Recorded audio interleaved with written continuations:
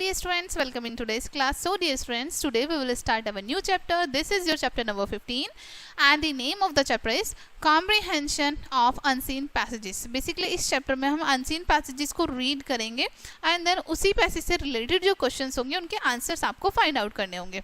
Okay, this is your unit number 2, Comprehension and Composition. Okay, let's start. To comprehend means to understand. Comprehend का means क्या होता है? Understand करना, basically समझना. ठीक है? So comprehension suggests understanding. इसलिए comprehension suggest करता है understanding को, समझदारी को. ठीक है?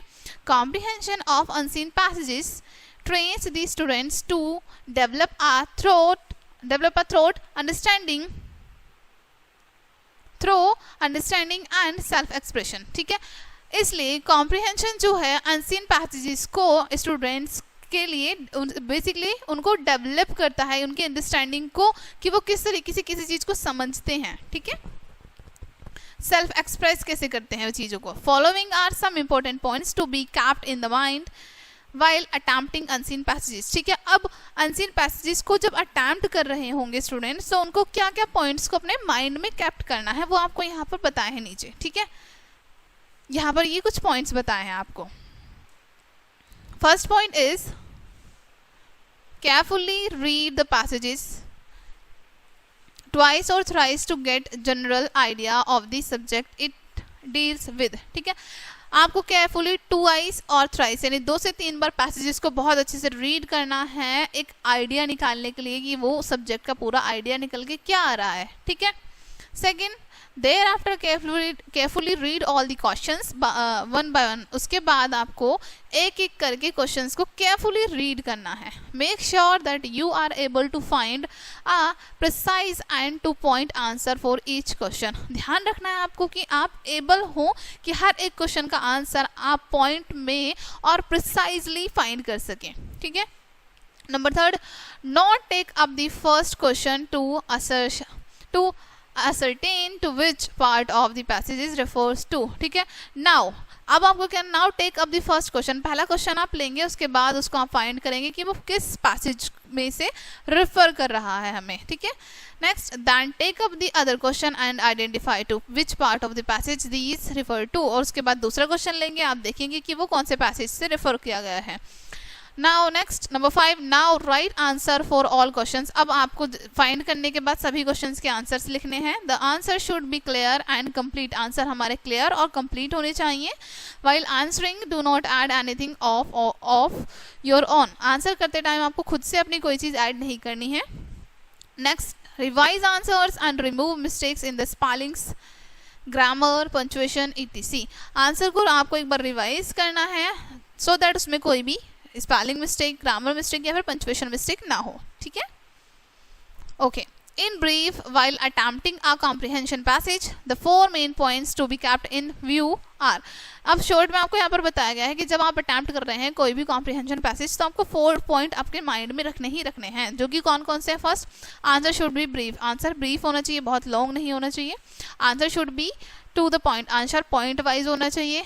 As far as possible all question should be in your own language. जितना हो सके उतना आपको क्वेश्चन के आंसर अपनी लैंग्वेज में देने हैं. ठीक है, use the same sentence while answering question. Same tense का आप यूज करेंगे जब आप क्वेश्चन का आंसर कर रहे होंगे. इन विच दोज हैव बीन आस्क्ड, जिसमें क्वेश्चन पूछा गया है उसी टेंस में आपको आंसर करना होगा. ठीक है, अब यहाँ पर आपको पैसेज फर्स्ट दिया है. ठीक है, ants are the most interesting of all insects because they are so like human beings in many ways. अब जो ants होती हैं, जो चींटियाँ होती हैं, वो बहुत इंटरेस्टिंग एनिमल होती हैं. क्यों? क्योंकि ये बहुत ज़्यादा सिमिलर होती हैं ह्यूमन बींग से, मनुष्य से बहुत ज़्यादा सिमिलर होती हैं. ठीक है, they live in families, built their own houses and have a king and a queen. ठीक है, अब ये अपना घर बनाती हैं खुद से, फैमिलीज में परिवार के साथ रहती हैं, अपना हाउस खुद से बनाते हैं और इनमें भी एक किंग और एक क्वीन होती हैं. ठीक है, Each ant has its own work to do. Each ant के पास अपना खुद का काम होता है करने के लिए and it does its work in a perfect manner. और वो अपना काम बिल्कुल सही तरीके से करती हैं. They, the very young ants who have just come out of their cocoons are generally the nurses. ठीक है, अब जो सबसे छोटी एंट होती हैं जो बस कोकून से बाहर आई हैं वो जनरली नर्सेस होती हैं. When they are older and their skins are harder, they are ready to leave the nest and do their kinds of work. ठीक है, और जैसे जैसे वो धीरे धीरे बड़ी होती जाती हैं, उनकी स्किन हार्ड हो जाती है, तो वो रेडी हो जाती हैं अपने नेस्ट को छोड़ने के लिए और हार्ड वर्क करने के लिए. ठीक है, sum of the ants hunt for food. उनमें से कुछ एंड्स जो है वो खाना ढूंढने चली जाती हैं. Most other kind of insects go about looking for food. ज़्यादातर जो अदर इंसेक्ट्स होते हैं वो भी अपना फूड खुद से ढूंढने जाते हैं. But it is always for themself alone. लेकिन वो केवल अकेले जाते हैं. But the ants think of the nest. लेकिन जो एंड्स हैं वो अपने नेस्ट के बारे में भी सोचती हैं. They bring in the food for the queen and the other workers as well as for themselves. ठीक है, वो एंड्स जो हैं फूड अपने किंग अपने क्वीन के लिए भी अदर वर्कर्स के लिए भी लेके आती हैं खुद से. ठीक है, अब इस पैराग्राफ से रिलेटेड पैसेज से रिलेटेड आपको क्वेश्चंस दिए हैं. इन क्वेश्चंस को आपको आंसर करने हैं. बेसिकली मैं आपको पैराग्राफ अच्छे से क्लियर कर चुकी हूँ. ठीक है, यहाँ पर आपको आंसर्स भी दिए हैं बेसिकली क्वेश्चन के. ठीक है, नेक्स्ट पैसेज रीड करते हैं. Number 2. My grandmother always went to the school with me because the school was attached to the temple. ठीक है, मेरी जो ग्रैंडमदर है हमेशा मेरे साथ स्कूल जाती थी क्योंकि स्कूल जो है अटैच्ड है एक टेम्पल से, एक मंदिर के पास है बिल्कुल. The priest taught us the alphabet and the morning prayer. जो प्रीस्ट हैं वो हमें सिखाते थे अल्फ़ाबेट और morning prayer. While the children sat in rows on either side of the veranda singing the alphabet of prayer in a chorus, my grandmother sat inside reading the scriptures. ठीक है, जबकि जो बच्चे हैं वो रोज में बैठते थे, यानी पूरी एक लाइन बनाकर बैठते थे वरांदा में, और वो अल्फ़ाबेट सिंगिंग करते थे, यानी प्रेयर को भी सिंग करते थे, अल्फ़ाबेट को भी सिंगिंग करते थे जोर्स में. और जो मेरी ग्रैंड मदर हैं वो भी वहीं पर बैठती थी और वो स्क्रिप्चर्स को रीड करती थी. When we had both finished, जब हम दोनों चीज़ें फिनिश कर लेते थे, we would walk back together, तब हम एक साथ वापस आ जाते थे. This time the village dogs would meet us at the temple door. ठीक है, अब उसके बाद हमें वहाँ पर विलेज डॉग मिल जाता था टेम्पल डोर यानी मंदिर के गेट के पास ही. They followed us to our home growingly and fighting with each other for the chapatis we throw them. ठीक है, और वो हमें हमारे घर तक फॉलो करते थे. जो चपातीस हम उनको खिलाते थे उनके लिए आपस में फाइट करते हुए हमारे घर तक आते थे. ठीक है, यहाँ पर इसी पैसेज से रिलेटेड क्वेश्चंस दिए हैं, उन्हीं के आंसर्स दिए हैं. ठीक है, नेक्स्ट. अब ये दिया है अनसॉल्व्ड पैसेज. वो तो आपको सॉल्व्ड पैसेज दिया था इन्होंने. ठीक है, अब दिया है यहाँ पर अनसॉल्व्ड पैसेज. इनके क्वेश्चंस आपको खुद से फाइंड करने होंगे. ठीक है, तो बहुत अच्छे से पढ़ेंगे इनको. Read the following passages and answer the questions. Passage को अच्छे से रीड करना है और क्वेश्चंस के आंसर करने हैं. The sun is our chief source of energy. Sun क्या है? हमारी जो एनर्जी का सोर्स है वो चीफ सोर्स है. उसमें से जितने भी हमारे सोर्सेस एनर्जी के उसमें से चीफ सोर्स यानी मुख्य सोर्स है एनर्जी का सन. Plants need sunlight to grow. Animals depend on plants for food and on the sun for warmth. ठीक है, प्लांट्स को नीड होती है सनलाइट की ग्रो करने के लिए. एनिमल्स डिपेंड करते हैं प्लांट्स पर अपने फूड के लिए. ठीक है, और सन वार्मथ भी देता है. ठीक है, गर्माहट भी देता है. Solar energy heats homes and green houses and produces wind power. ठीक है, सोलर एनर्जी क्या करती है? हीट करती है होम्स को, ग्रीन हाउसेस को, और प्रोड्यूस करती है विंड पावर को. ठीक है, it generates water power through evaporation and rainfall. Rainfall और एवोपरेशन के थ्रू जनरेट करते हैं ये वाटर पावर को. Coal and petroleum are stored and can not be renewed once they are use. ठीक है, कॉल और पेट्रोलियम स्टोर किए जाते हैं और एक बार अगर ये ख़त्म हो गए तो इनको हम दोबारा से रिन्यू नहीं कर सकते हैं basically. The solar energy is produced by nuclear reactions that take place inside the sun. Solar energy produce कैसे होती है? न्यूक्लियर रिएक्शन से जो कि सन के इनसाइड होती है. ठीक है, every 40 minutes the sun gives as much energy to the earth surface as all the people on the earth use in a year. ठीक है, सन जो है हर 40 मिनट में इतना अमाउंट ऑफ एनर्जी का देता है कि जितने भी एक साल में लोग अर्थ पर रहते हैं उनको इनफ हो. ठीक है, people directly use only a fraction of the solar energy that reaches the earth. ठीक है, that reaches the earth. लोग जो है केवल एक फ्रैक्शन ऑफ सोलर एनर्जी का यूज़ करते हैं जो अर्थ पर पहुंचती हैं. Scientist are developing new ways to capturing energy. Scientist जो है डेवलप कर रहे हैं अलग अलग तरीके को सन की जो एनर्जी है उसको कैप्चर करने के. ठीक है, अब यहाँ पर क्वेश्चंस दिए हैं, उनके आंसर्स आपको करने हैं. पैसेज 2 रीड करते हैं. Nearly 3,000 years ago there lived a Greece a very beautiful princess named Helen. ठीक है, लगभग 3,000 साल पहले ग्रीस में एक बहुत ही सुंदर प्रिंसेस रहती थी जिनका नेम था हेलन. ठीक है, all the chief in Greece sought her hand in marriage. जितने भी ग्रीस के चीफ्स थे, बेसिकली राजकुमार थे, वो शादी करना चाहते थे उनसे. ठीक है, हेलन से. Her father feared that if he chose a particular chief as a husband for his daughter, all the other would become his enemies. अब उनके फादर सोचने लगते थे अगर वो किसी एक पर्टिकुलर चीफ को चूज करते हैं, किसी एक पर्टिकुलर सरदार को चुनते हैं अपनी डॉटर के लिए, तो जो बाकी के चीफ होंगे वो उनसे गुस्सा हो जाएंगे और वो उनके एनिमी बन जाएंगे, दुश्मन बन जाएंगे. So he sent out messengers to invite all the Greek chieftains to come to his kingdom. अब तो वो क्या करते हैं, अपने मैसेंजर को भेजते हैं, जितने भी ग्रीक में चीफ स्टेन्स होते हैं वो अपने राज्य में उनको इनवाइट करते हैं. He wanted that Helen herself should choose her husband from them. वो चाहते थे कि वो उन सभी में से, जितने भी वो चीफ थे उन सभी में से हेलेन खुद से अपना हस्बैंड चूज करे.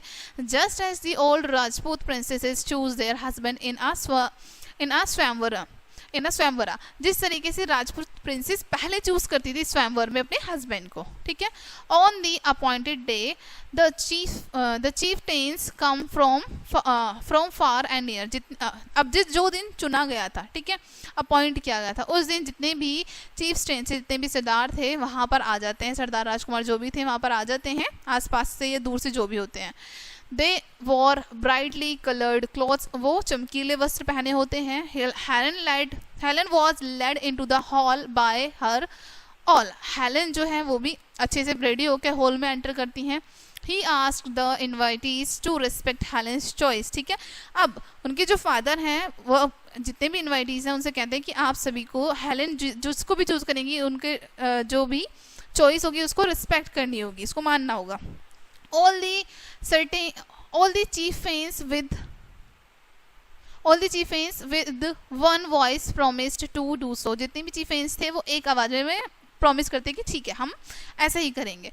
Helen went to Menelaus, the king of Sparta, and took his hand. अब हेलेन जो है किसको चूज करती हैं, हेलेन जाती हैं मेनलस के पास जो कि स्पार्टा के किंग थे. ठीक है, उनका हैंड वो चूज करती हैं. The marriage was celebrated with great splendours. और मैरिज जो है बहुत धूमधाम से मनाई जाती है. ठीक है, खुशी के साथ. ओके, अब इसी पैरा से रिलेटेड क्वेश्चंस दिए हैं जिनके आंसर्स आपको फाइंड आउट करने होंगे. नेक्स्ट पैसेज दिया है आपको third. The family sat down at the table and began to talk about the summer holidays. ठीक है, अब जो पूरी फैमिली है वो एक टेबल पर बैठी है और समर हॉलीडेज, गर्मियों की छुट्टी के बारे में बात कर रहे हैं. They had to decided a place to visit during the vacation. ठीक है, वो बैठ के डिसाइड कर रहे हैं कि वेकेशन में वो किस जगह पर गए थे. Should they go their village और टू अ हिल स्टेशन. क्या वो अपने गांव जाएंगे या फिर हिल स्टेशन पर जाएंगे. The parents prefer the village while the children wished to go to a hill station. अब जो पेरेंट्स है वो प्रेफर करते हैं कि वो उनको विलेज जाना चाहिए और जो बच्चे हैं वो प्रेफर करते हैं कि उनको हिल स्टेशन पर जाना चाहिए. ठीक है, after a little discussion the elders decided to visit both the places. ठीक है, अब डिस्कशन के बाद एल्डर्स यानी कि जो बड़े हैं वो डिसाइड कर लेते हैं कि दोनों जगह पर जाएंगे, दोनों प्लेसेस पर. First they shall go to the village for a week and then they stay at the hill station for the remaining days. ठीक है, कि सबसे पहले हम 1 वीक के लिए विलेज जाएंगे, उसके बाद जो बाकी के डेज बचेंगे उनमें हम हिल स्टेशन पर स्पेंड करेंगे. For the first time the family shall be together during the holidays.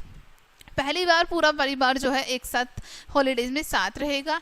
The children were happy with the holiday plan. बच्चे जो है हॉलीडे प्लान को लेकर हैप्पी हो जाते हैं. ओके, नेक्स्ट पैराग्राफ दिया है यहाँ पर आपको 4. One day a wolf went hunting. ठीक है, एक बार जो है वुल्फ हंटिंग के लिए, शिकार के लिए गया था. ठीक है, ही कॉट अ फैट रैबिट. अब वो वहाँ जाके एक फैट रैबिट को यानी एक मोटे से रैबिट को पकड़ लेता है. ठीक है। While he was eating it a sharp bone stuck in his throat, जब वो उस रैबिट को ईट कर रहा होता है तो उसकी थ्रोट में एक बोन, शार्प बोन अटक जाती है। He was in great pain, अब वो बहुत दुख में होता है। He went to many other animals begging them to remove the bone from his throat, ठीक है। बहुत सारे एनिमल्स के पास जाता है, वो उनसे बैगिंग करता है, यानी कि रिक्वेस्ट करता है, भीख मांगता है कि कृपया करके मेरी इस बोन को रिमूव करने में मेरी हेल्प कर दो, मेरे थ्रोट से निकाल दो। बट अलास, लेकिन दुख की बात क्या थी, none came near him, कोई भी उसके पास नहीं आना चाहता था। They were afraid of him, क्योंकि वो सब उससे डरते थे। At last he met a crow and begged it to remove the bone and also promised a reward. उसके बाद अंत में वो एक क्रो के पास जाता है, क्रो से मिलता है और कहता है, उससे बैक करता है कि तुम इस बोन को निकाल दो मेरे थ्रोट से और मैं तुम्हें इसके बदले में रिवॉर्ड भी दूंगा। The crow agreed, अब जो कुआ है वो एग्री हो जाता है। The bold crow put its beak into the throat of the wolf and pulled out the bone. अब क्रो जो है वो काफ़ी ज़्यादा बोल्ड होता है, स्ट्रॉन्ग होता है, ठीक है। वो अपनी बीक को उसके थ्रोट में डालता है और थ्रोट से बोन को निकाल देता है पुल करके। It then asked for the promised reward, उसके बाद वो वुल्फ से बोलता है कि अब तुम मुझे वो रिवॉर्ड दो जो जिसके लिए तुमने प्रॉमिस किया था, मुझसे वादा किया था। You silly bird said the wolf furiously, ठीक है। अब बहुत तेज हंसते हुए फ्यूरियसली गुस्से में आकर वो कहता है कि तुम पागल वागल हो क्या, पागल पक्षी हो क्या। Don't you know that you are lucky enough to thrust you in neck in my throat and not get it bitten off, कि क्या तुमको नहीं लगता कि तुम लकी हो। उसको डरा के धमकाते हुए कहता है कि क्या तुमको नहीं लगता कि तुमने मेरे मुंह में अपनी नेक डाली है और मैंने तुमको कुछ भी नहीं किया, तुम जीवित हो, तुम ठीक हो, मैंने तुमको बिटन नहीं किया, तुम्हारी गर्दन को नहीं काटा मैंने। This reward it is enough to you, ये रिवॉर्ड तुम्हारे लिए काफ़ी नहीं है, ठीक है, काफ़ी है ना। ओके, तो इस पैराग्राफ से रिलेटेड अब क्वेश्चंस दिए हैं आपको यहाँ पर। नेक्स्ट पैरा दिया है आपको number 5, electricity is generated in the power station and then taken to buildings by main or supply cables, ठीक है। इलेक्ट्रिसिटी को जनरेट किया जाता है पावर स्टेशंस में और बाद में बिल्डिंग्स में और जहाँ भी जानी होती है इलेक्ट्रिसिटी सभी जगह केबल्स के थ्रू सप्लाई कर दी जाती है। For the electricity to flow along the cables it must have a circuit, ठीक है। अब इलेक्ट्रिसिटी के लिए जहाँ पर वो केबल्स के थ्रू फ्लो करती है उसके लिए सर्किट भी होने चाहिए। The circuit must be complete, circuit पूरी तरीके से कंप्लीट होने चाहिए। Any interpretation or break would stop the flow of electricity, ठीक है। अगर कहीं भी कोई इंटरप्रिटेशन है यानी कोई रुकावट है या फिर कोई ब्रेक है तो इलेक्ट्रिसिटी अच्छे से फ्लो नहीं कर पाएगी, रुक जाएगी। The circuit is formed by the wired conductors inside the cable. Circuit कैसे बनाए जाते हैं, केबल के इनसाइड जो है वायर्ड कंडक्टर लगाए जाते हैं, ठीक है। These wires are made of metal, often copper. ये जो है वायर्स मेटल से बनते हैं, ज़्यादातर कॉपर से बनाए जाते हैं, ठीक है। As metal is a good conductor of electricity, it allows the electricity to flow freely. अब जैसा कि मेटल जो है एक अच्छा कंडक्टर होता है इलेक्ट्रिसिटी का और इसलिए अलाउ कर देता है फ्रीली इलेक्ट्रिसिटी को, ठीक है। The conductors are covered by another material. Conductors जो हैं वो another material से covered होते हैं, a kind of plastic, यानी प्लास्टिक हो गई या फिर which does not conduct electricity and is called insulator, जो कि कंडक्ट नहीं करते हैं इलेक्ट्रिसिटी को और इंसुलेटर होते हैं। ये इंसुलेटर कहते हैं इनको हम, जो भी मटेरियल कंडक्ट नहीं करते हैं इलेक्ट्रिसिटी को उनको हम इंसुलेटर कहते हैं। This insulator stops the wires from the touching and prevent the electricity from flowing into the earth. अब ये जो इंसुलेटर्स होते हैं ये स्टॉप कर देते हैं वायर्स को एक दूसरे से टच होने से और प्रिवेंट करते हैं इलेक्ट्रिसिटी को इजीली फ्लो होने में, ठीक है। The electricity flowing along a wire is called an electric circuit, ठीक है। अब जो इलेक्ट्रिसिटी हमारी वायर के साथ फ्लो करती है उसको हम कहते हैं electric current. And the amount of flowing per second along a wire is measured in amperes, ठीक है। और जो हमारा अमाउंट फ्लो होता है इलेक्ट्रिसिटी का एक सेकेंड में वायर में उसको मेजर किया जाता है एम्पेयर्स में। The electric circuit and its force is measured in volts, electric circuit और उसका फोर्स जो है उसको मेजर करते हैं वोल्ट्स में। Electric power is measured in watts, electric power को मेजर करते हैं वॉट में। 1000 watt makes a kilowatt, 1000 watt मिलकर बनाते हैं 1 किलो वॉट, ठीक है। इसी से पैराग्राफ से रिलेटेड क्वेश्चंस दिए हैं अब आपको। ओके डियर फ्रेंड्स, ये इसके आंसर करेंगे आप। आई होप ये चैप्टर आपको काफ़ी अच्छे से क्लियर हुआ होगा। मिलते हैं नेक्स्ट वीडियो में एंड थैंक्स फॉर वॉचिंग।